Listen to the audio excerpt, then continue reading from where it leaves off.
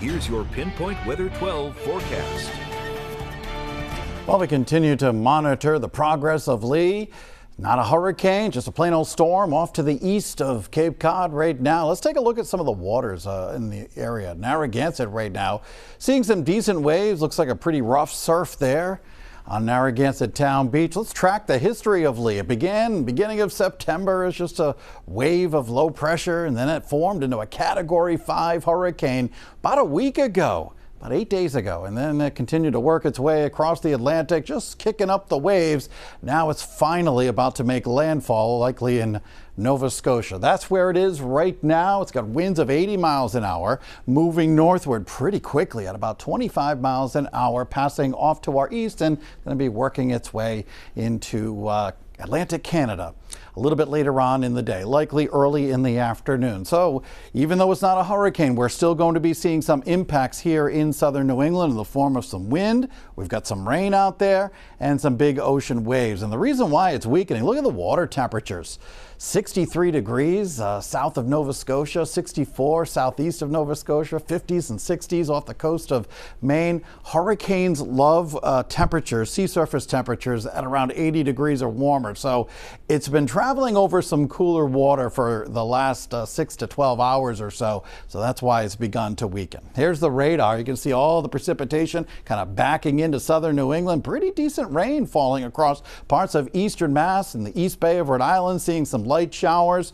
West Bay, not seeing anything, probably just lots of clouds. In terms of the wind, you can see some of the tropical storm force winds expected to reach as far east as the East Bay of Rhode Island, but through the morning hours, they're going to be leaving pretty quickly. So we've only got about 3 or 4 more hours of some decent wind gusts before things begin to settle down just a little bit. But take a look at some of the gusts so far. 63 miles an hour in Dennis, Mass, Easton, Mass, Nantucket, Mass, 50 to 60 miles an hour.